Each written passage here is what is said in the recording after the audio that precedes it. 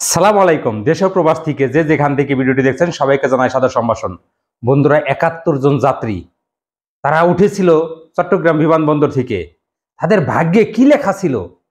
হয়তো তারা আজকে এই দুনিয়ায় থাকতো না, হয়তো আল্লাহ না করুক তারা হয়তো বিমান ক্রাশে মারা যাইত। কিভাবে ঘটলো ঘটনাটি? বিমান যখন উড্ডয়ন করে তখন কিছু দূর যাওয়ার পরে বিমানের চাকা খুলে পড়ে যায়। আজকে এই ভিডিওতে আমরা জানবো কিভাবে বিমানটি অবতরণ করলো এবং একটু কারো কোনো সমস্যা হয়নি পাইলটের দক্ষতার কারণে। চলুন একটি লাইক করে ভিডিওটা শুরু করি। একটা মুহূর্ত আর জীবন মৃত্যুর মাঝখানে ৭১টি প্রাণ। আকাশে ওড়ার পরেই খুলে পড়লো বিমানের চাকা।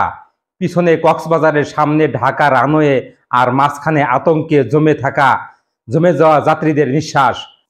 শুক্রবার ১৬ই মে দুপুর ১টা ২০ মিনিটে কক্সবাজার আন্তর্জাতিক বিমানবন্দর থেকে ঢাকার পথে আকাশে পাখা মেলেছিল বাংলাদেশ বিমানের বিজি ৪৩৬ ফ্লাইট।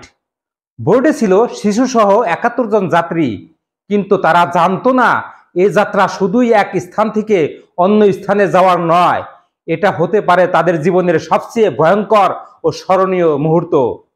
বিমানের চাকা খুলে নিচে পড়ে গেছে, এই সংবাদ মুহূর্তেই হজম করার মতো নয়, তবে সেটাই বাস্তব। রানওয়ে ছাড়ার সঙ্গে সঙ্গেই পিছনের একটি চাকা বিচ্ছিন্ন হয়ে আশ্রয়ে পড়ে মাটিতে। বিমান তখন মাঝ আকাশে। পাইলট বার্তা পাঠালেন ঢাকার হযরত শাহজালাল আন্তর্জাতিক বিমানবন্দরে। সঙ্গে সঙ্গে প্রস্তুত করা হলো ফায়ার সার্ভিস, মেডিকেল ইউনিট, জরুরি অবতরণের সকল প্রক্রিয়া। রানওয়ের পাশে তৎপর ইঞ্জিনিয়ারিং টিম। আকাশের উপর নির্ভর করেই নিচের পৃথিবী প্রস্তুত হচ্ছে ভয়ঙ্কর কোনো পরিণতির জন্য। কিন্তু কেবল প্রযুক্তি নয়, এখানে প্রমাণ হলো মানুষের দক্ষতা আর মনোবলের শক্তিও।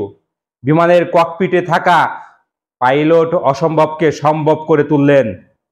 চাকা ছাড়াই পুরো জাহাজ অবতরণ করিয়ে ৭১ জন যাত্রীর প্রাণ বাঁচালেন।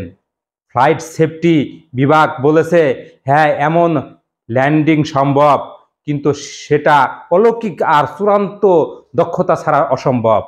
বন্ধুরা, ৭১টি প্রাণ বেঁচে গেছে বাংলাদেশের। এই ছিল আজকের ভিডিওটা। কেমন লাগলো কমেন্ট করে জানাবেন, আর এই ৭১টি মানুষের জন্য কিছু দোয়া করে যাবেন। আপনারা ভালো থাকবেন, সুস্থ থাকবেন। আল্লাহ হাফেজ।